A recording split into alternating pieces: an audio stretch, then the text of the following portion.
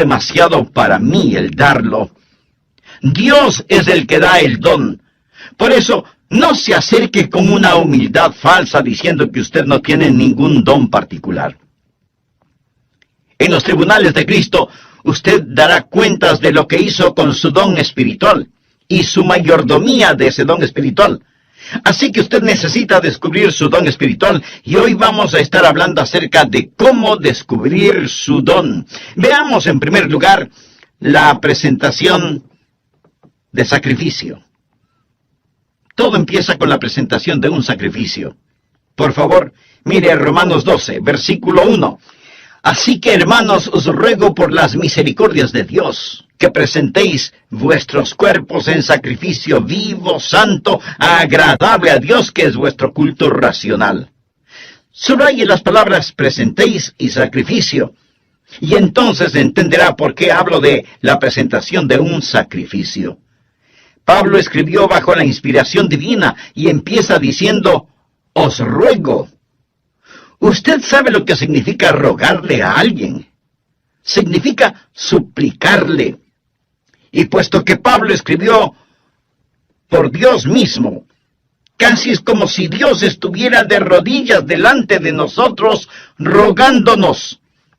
Esta es la oración de Dios hacia nosotros. Cuando oramos a Dios y le decimos, Señor, te ruego, Señor, por favor, Señor, por favor. Bien, si no oímos la oración de Dios hacia nosotros, ¿por qué Dios debe oír nuestra oración a Él? Nuestro Señor está diciendo, os ruego que presentéis vuestros cuerpos en sacrificio vivo. ¿Por qué? En base a las misericordias de Dios. Él es bueno siempre, ¿verdad? Oh, gracias a Dios por sus misericordias. Cuando éramos rebeldes y estábamos bajo maldición e íbamos rumbo al infierno, cuando estábamos en oscuridad y no entendíamos, Él por su misericordia nos buscó, nos salvó, nos guarda, nos satisface, somos suyos, nos compró con su sangre. Escúcheme cuidadosamente. La consagración no es dar a Dios algo. La consagración es quitar sus manos de lo que ya le pertenece a Dios. Usted no es su dueño, usted sencillamente quita sus manos de éste. Usted no puede decir, es mi vida, no lo es. Usted no es su dueño. Fue comprado con un precio y debemos ser un sacrificio vivo. ¿Qué significa que debemos ser un sacrificio vivo? Permítame decirle lo que significa. En primer lugar, va a ser diferente a cualquier sacrificio animal del Antiguo Testamento, porque ningún sacrificio animal fue voluntario. Usted se ofrece, se presenta. ¿Lo ha hecho alguna vez? Simplemente ha dicho, heme aquí, Señor, me presento a ti, soy un voluntario. Todo lo que tengo es tuyo.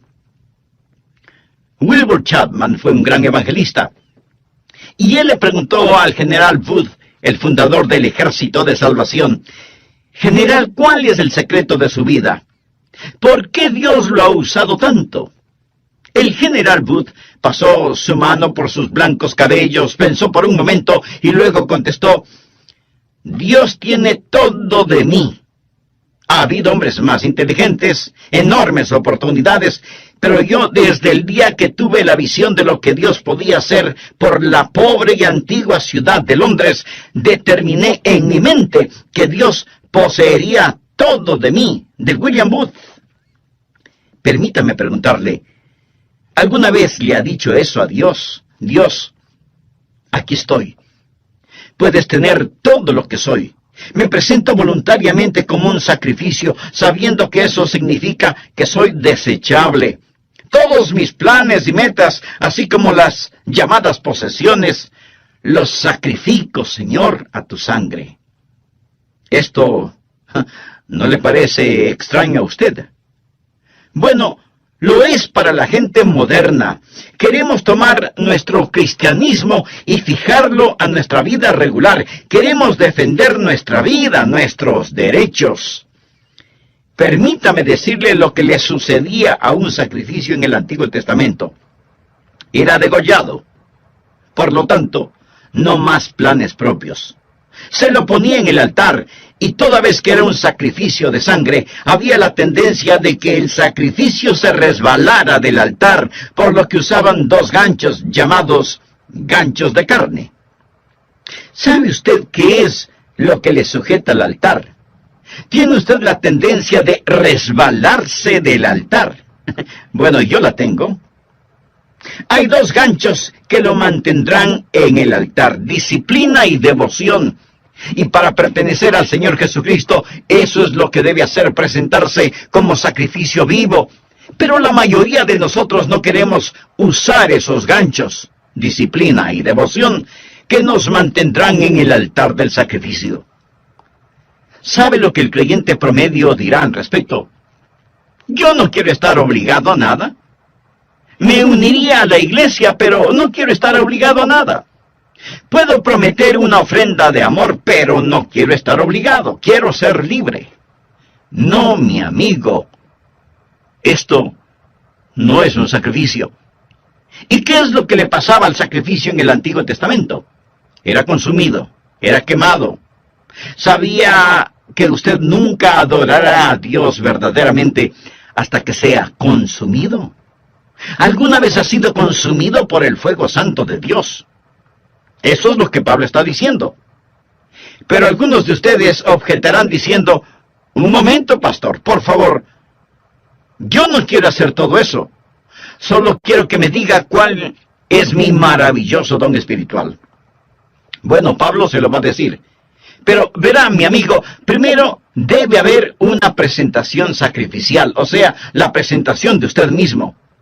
Usted dice: Pastor Rogers, si yo hiciera eso, ¿quién sabe lo que Dios quisiera que yo haga? Suponga que usted tiene un hijo, jovencito, y suponga que un día su joven hijo viene y le dice: papá, he estado pensando, tú eres tan sabio, amoroso y bondadoso, y tienes tanta experiencia. Por eso, me parece que lo mejor que puedo hacer es pedirte consejo. Y lo que tú me digas que debo hacer, eso es lo que haré, y lo haré de todo corazón. Dime qué quieres que haga, dónde quieres que vaya, qué deseas que estudie, quiénes quieres que sean mis amigos. Lo que me digas, lo haré. Y usted piensa: mi hijo debe tener calentura.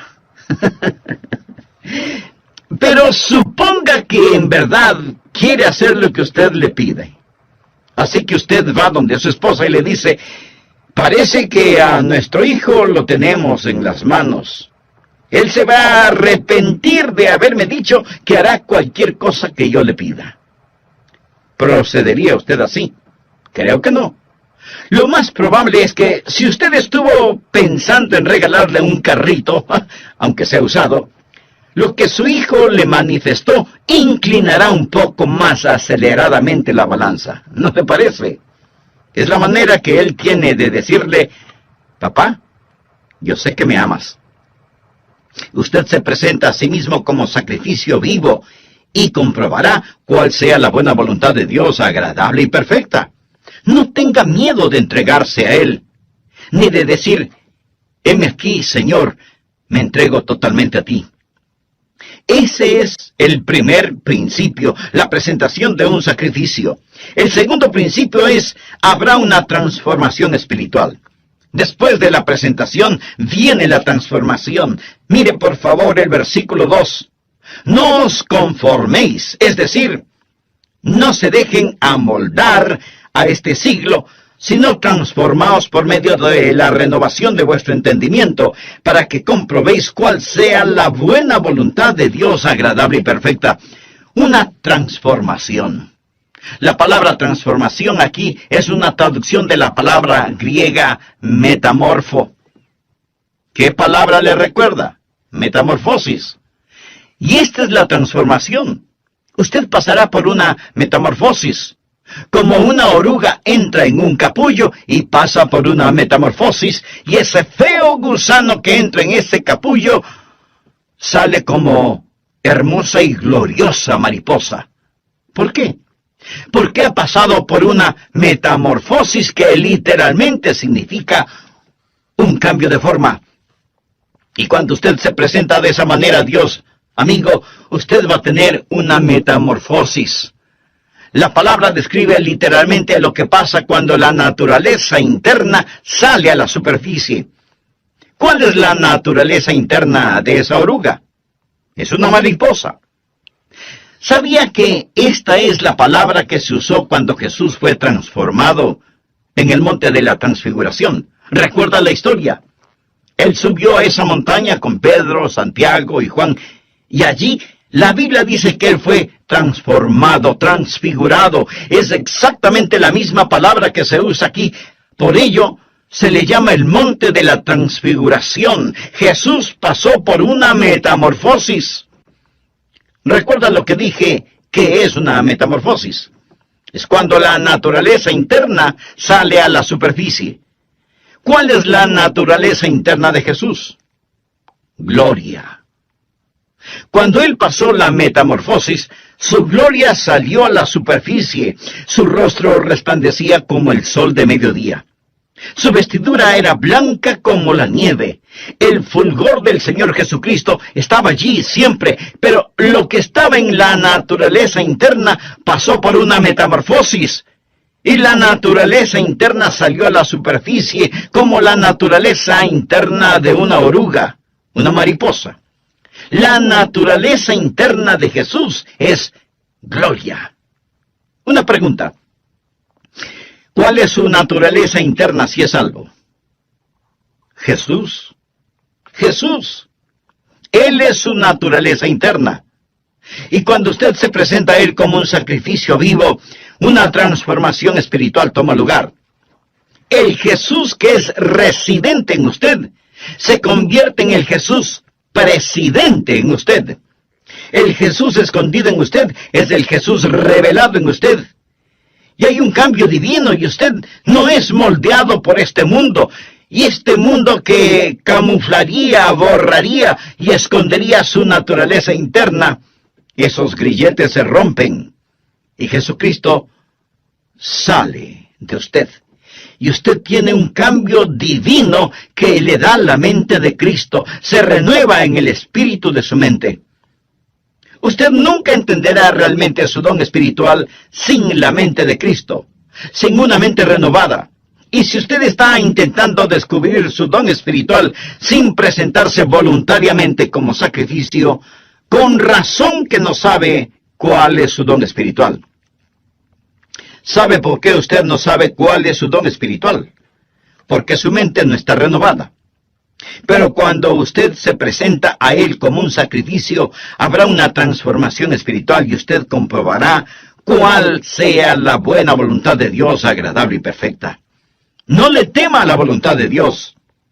Ese es el lugar más alto, más feliz y más santo para usted. El tercer principio es, habrá tiempo para una sobria consideración. Leamos Romanos 12:3. Digo, pues, por la gracia que me es dada. Recuerda lo que es la palabra gracia. Es caris. El apóstol está diciendo, por el carisma que he recibido, a cada cual que está entre vosotros, que no tenga más alto concepto de sí que el que debe tener. Subraye la palabra tener. Sino que piense de sí con cordura, conforme a la medida de fe que Dios repartió a cada uno. Note el énfasis de Pablo en las palabras tener y pensar. No estamos hablando de que Él, Jesús, va a renovar nuestra mente. Bien. ¿Qué es lo que usted haría con una mente renovada? Puedo sugerirle que piense. Tal vez algunos de ustedes crean que es erróneo el pensar. Piensa que cuando usted se volvió un creyente, puso su mente en neutro, y que debe vivir solo con estremecimientos espirituales. ¡No!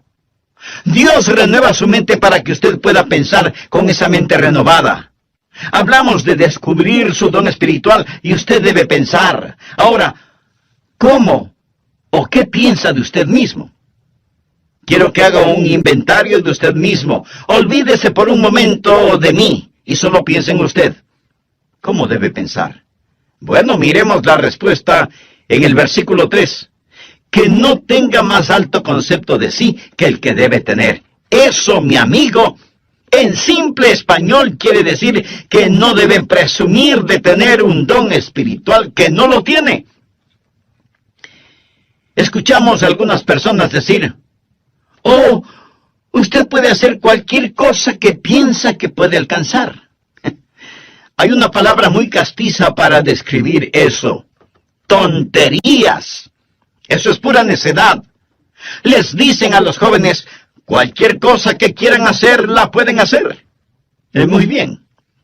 Veamos quién puede tomar el lugar de Michael Jordan, el más grande atleta que ha existido en el básquetbol. ¿Quién puede rivalizar con él solo pensándolo? No. Usted no podrá hacerlo porque no tiene ni la habilidad ni la contextura física para hacerlo. Michael Jordan nació para jugar básquetbol. Pero así como él tiene talento natural y habilidad física para el juego, usted tiene talentos y habilidades sobrenaturales. Pero lo que necesita hacer es no pensar acerca de usted mismo con un más alto concepto del que debe tener. No hay que tener una falsa humildad. Miremos nuevamente Romanos 12:3.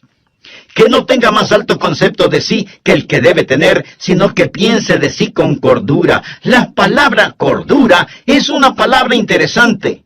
Proviene de dos palabras griegas que significan ahorro y mente. Pensar con cordura. Decir, soy lo que soy por la gracia de Dios. Así que no vaya por ahí diciendo que usted no tiene ningún don espiritual. Eso no es más que una falsa humildad. Y una falsa humildad es tan mala como el pecado de la exageración. El decir que usted tiene un don espiritual no es malo, pero el decir que no lo tiene es rebelión. Tiene que pensar con cordura, o sea, tiene que pensar honestamente acerca de lo que tiene. El negar el regalo de la gracia no es humildad, es incredulidad y rebelión. Pensar de nosotros mismos con cordura, sin pecaminosa exageración ni falsa humildad. Mírese usted mismo. Haga un inventario de usted mismo. Pero, pastor, eso suena complicado. ¿Podría ayudarme un poquito? Deme alguna guía de cómo pensar.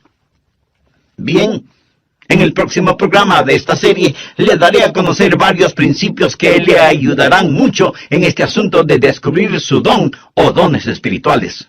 Antes de finalizar, quiero decirle que si usted hizo un inventario honesto de usted mismo, seguramente descubrió no solo que no está utilizando sus dones, sino que no tiene una relación personal con el dador de sus dones. Y para activar esos dones espirituales, usted necesita estar conectado a la fuente de poder. Si ese es su deseo, le invito a orar de la siguiente manera. Amado Dios, sé que he estado viviendo una religiosidad que no ha cambiado mi manera negativa de vivir. Me reconozco pecador delante de ti y vengo a implorar tu misericordia, tu perdón, tu gracia. Señor Jesús, esta es la parte mística de este asunto. Quiero decir, no hay una fórmula matemática. El Espíritu Santo de Dios empezará a hablar a su corazón. Así lo hizo cuando me llamó para que predicara su palabra. Ese es el ministerio de iluminación. Segundo, el principio del gozo. Cuando usted siente que el Espíritu de Dios lo mueve a que haga algo, eso es iluminación, y usted lo hace, va a sentir gozo. De paso le diré que sea que lo note o no en mi voz, yo siento gozo en hacer lo que estoy haciendo en este momento, predicar la palabra de Dios.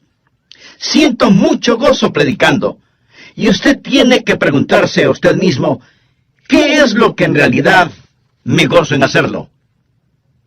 ¿Ha escuchado el relato de la escuela para animales? El caso es que los animales tenían una escuela en donde se les enseñaba a correr, a trepar, a volar y a nadar. Y cuando el pato ingresó en esa escuela, era formidable nadando. Volando no era tan bueno. Y era muy malo para trepar y correr.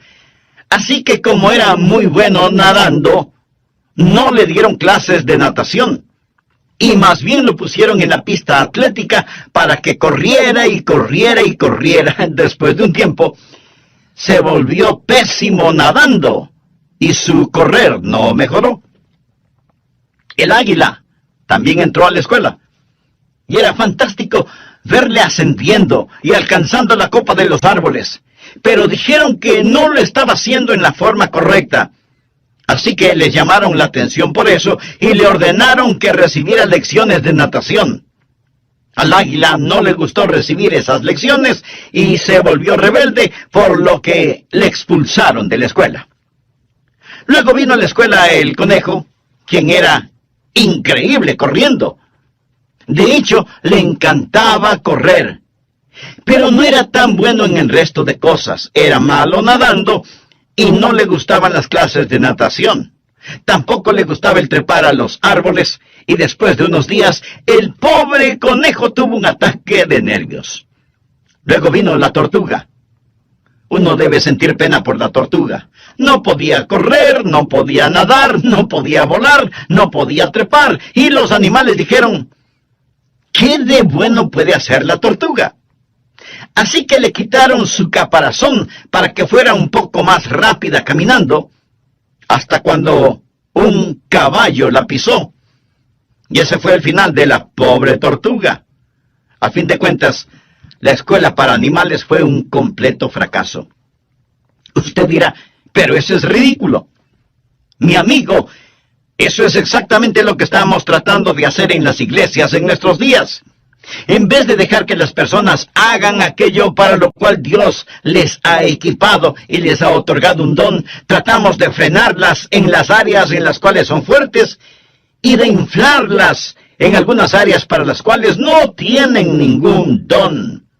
Dios le ha dado a usted un don particular y va a descubrir que recibirá iluminación sobre su don espiritual y experimentará gozo al utilizar su don.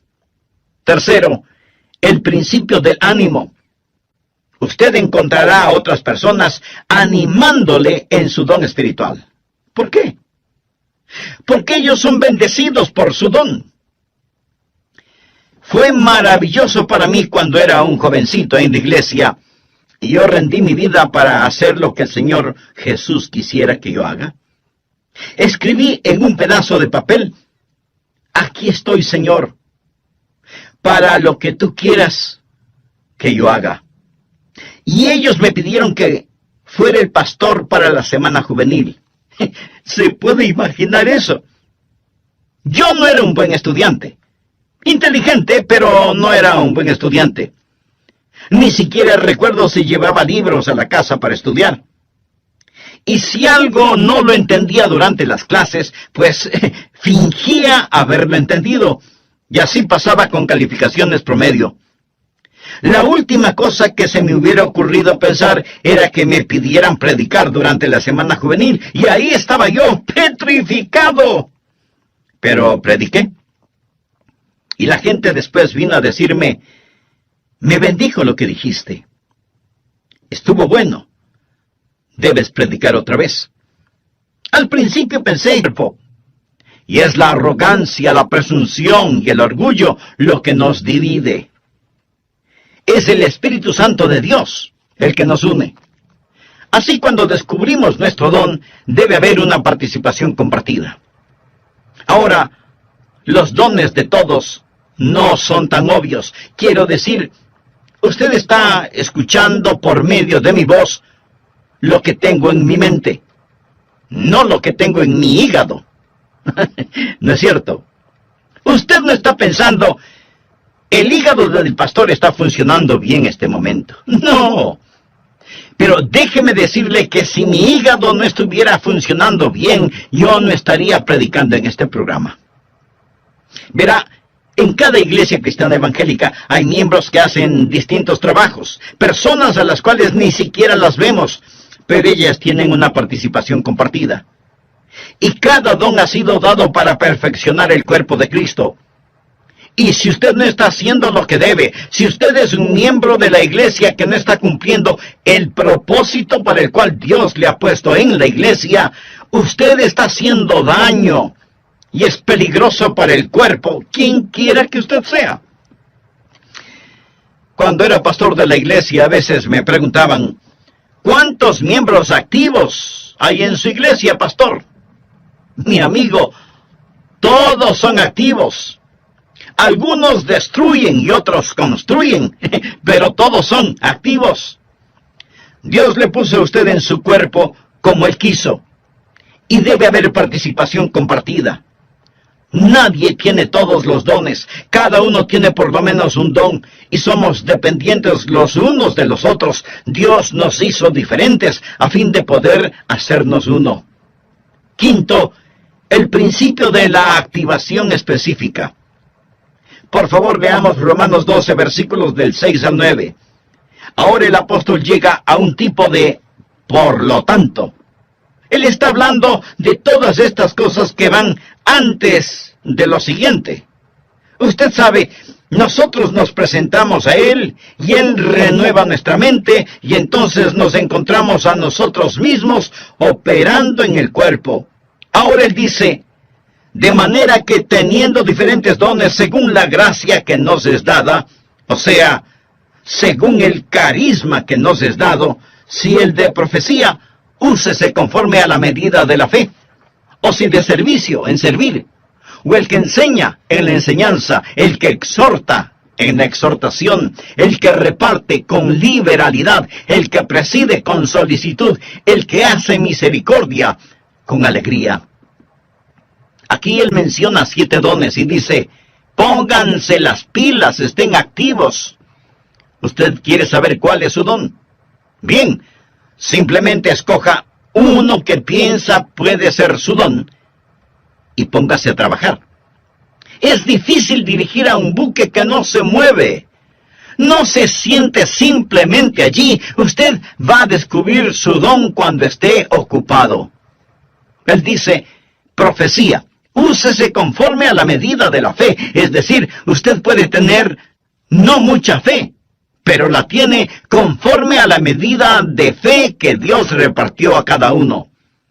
Tome lo que tiene y póngalo a trabajar. Leamos una vez más rápidamente estos 7 dones. Veamos si puede detectar el suyo. 7 dones aquí mismo. Primera de Corintios capítulo 12 menciona más dones, pero aquí en Romanos 12, primeramente habla acerca de la profecía en el versículo 6. ¿Lo ve usted? Mírelo, bien. ¿Qué es profecía? El don de profecía es declarar la verdad. Si usted tiene el don de profecía, se encontrará, por ejemplo, sirviendo en el ministerio de las prisiones, trabajo misionero. Se verá quizás enseñando una clase, pero usted se va a encontrar enseñando. Usted va a tener un deseo de poner persuasión y será persuasivo. Y usted moverá a las personas a la acción. Y luego menciona en el versículo 7, servicio. Esa es otra palabra para el ministerio. Y usted va a encontrarse, si ese es su don, haciendo lo que tantas personas hacen tras bambalinas en las iglesias. Y eso es satisfacer necesidades espirituales de una manera práctica. Es trabajo dentro de la iglesia, en actividades de acuerdo al don que tiene. Ayer asistí a un programa de actividades. 2 de mis nietos estaban jugando baloncesto. Allí se fue todo el día sábado. Pero fui a estos juegos de baloncesto y me bendijo tanto ver a esos entrenadores allí, ver a esas personas que trabajan para que estos niños desarrollen carácter. La escuela dominical es el aula, el programa de actividades es el laboratorio donde pone la enseñanza en práctica, y qué cosa tan maravillosa es cuando cada uno cumple con su don de servicio. Y luego menciona el don de enseñar. Mire el versículo 7. Si usted tiene este don, deseará clarificar la verdad. Es decir, usted tendrá un deseo de investigar las cosas y validar la verdad que es presentada. Y tendrá una mente interrogatoria y será usado en la escuela dominical y será usado en las organizaciones misioneras, en estudios bíblicos en los hogares, escuelas vacacionales y así por el estilo. Y después menciona la exhortación en el versículo 8. ¿Qué es exhortación? Es el deseo de estimular a las personas en su fe, para exhortarlas a amar mejor a Jesús. Y si usted tiene ese don, va a disfrutar la consejería personal. Usted quizás va a estar en el ministerio de música, o quizás en visitación, buscando a los que están perdidos o descarriados, ganando almas. El ministerio de motivación. Eso es exhortación. Y luego menciona repartir o dar. A todos se nos manda dar, pero algunas personas tienen el don de dar. ¿Y qué es eso? Es la motivación de encomendar a otros los recursos personales para que la obra de Dios pueda continuar. Sabe tomar decisiones buenas para satisfacer necesidades inmediatas. Usted tiene cuidado al dar, pero está deseoso de dar y tiene la habilidad de acumular y dispersar los recursos. Y hay personas en nuestras iglesias que tienen el don de dar. Y doy gracias a Dios por eso. Y continúa en el versículo 8 con presidir. Quizá ese sea su don. Es el de motivar, no el de mandar. Ese don. Mire el versículo 8. ¿Cuál es el don de misericordia? Usted se identifica con las personas y consuela a los que están en dolor. Ahora llegamos a la última cosa.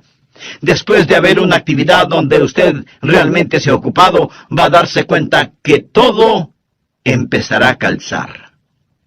Por favor, regresemos al versículo 2. No os conforméis a este siglo, sino transformaos por medio de la renovación de vuestro entendimiento, para que comprobéis cuál sea la buena voluntad de Dios, agradable y perfecta. Habrá la confirmación evidente. Usted comprobará cuál sea la voluntad de Dios, agradable y perfecta. Lo comprobará en su propio corazón. Tendrá esa confirmación y usted dirá, ese es mi don espiritual. Y una vez que usted llegue, primero, acéptese a sí mismo. Segundo, empiece a ser usted mismo. Tercero, comience a entregarse. Y cuando usted se acepte, sea usted mismo y se dé a sí mismo amigo, entonces será bendecido. Dios se glorifica y la iglesia se fortalece. ¿Qué pasaría, amigo, si los creyentes en las iglesias cristianas, es decir, todos nosotros, dejáramos de ser calentadores de bancas? Porque muchos lo son, calentadores de bancas. ¿Qué pasaría si usted se presenta como sacrificio vivo y tuviera una transformación espiritual? Y luego hace una consideración solemne. Señor, ¿qué quieres que yo haga? ¿Sabe cuál es el problema con muchos de nosotros? Los ganchos de carne. No queremos estar atados. Usted dice, bueno, deje que otro lo haga. Cuando estuve en Londres fui a ver las joyas de la corona. Le dije al guardia, deseo ver el diamante de Curano, porque había leído de este. Así que di el diamante de Curano. Este diamante es de 186 quilates. Señoras, esa sí que es una piedra preciosa. Y en ese tiempo ellos dijeron que costaba la mitad de todos los gastos diarios del mundo. Esto fue antes de que fuese cortado y se lo diera forma. Está en las joyas de la corona. Le fue dado a la reina Victoria por un príncipe de Punjab, un jovencito que lo tenía en su posesión. Él se lo dio a la reina de Inglaterra. Después, este príncipe de Punjab se convirtió en un hombre. Él fue a la torre donde guardan las joyas y dijo, quiero ver el diamante. En ese entonces él era ya un hombre. Lo había regalado cuando era un niño. Ellos se preguntaron, ¿qué querrá? ¿Querrá que se lo devuelvan? ¿Va a pedir que se lo regresen? Y sacaron ese diamante porque él fue el que lo obsequió. Él dijo, podrían ponerlo en mis manos. Y ellos pensaron, oh no, pero lo pusieron en sus manos. Y entonces él se volvió y dijo a la reina que estaba allí, cuando era un niño le di esto, pero tenía la mente de un niño. No entendía completamente todo lo que estaba haciendo. Ahora, como un hombre, entendiendo más el valor total de este diamante, una vez más quiero regalárselo. Cuando oí eso, dije, Señor, tú sabes, cuando era un niño, di mi corazón a Jesús. Y ahora soy un hombre. Yo no entendía todo lo que estaba haciendo, mas fue de corazón. Pero una vez más, quiero darte mi vida. ¿No se siente así a veces? Señor, por tus misericordias, me presento como un sacrificio vivo. Y cuando lo hace, ese es el primer paso para descubrir su don espiritual. Quiero que lo haga. Estará tan feliz de haberlo hecho. Hay otros de ustedes que no son salvos. Usted no puede presentarse hasta que no se presente como un pecador que necesita ser salvo y diga, Señor Jesús, tú moriste para salvarme y prometes salvarme. Me entrego a ti, sálvame. Hemos estado hablando de cómo descubrir su don espiritual, pero a lo mejor hay otro descubrimiento que usted necesita hacer, y es el recibir la vida eterna, descubrir su destino, descubrir a Cristo como Salvador y Señor en forma personal. Él le ama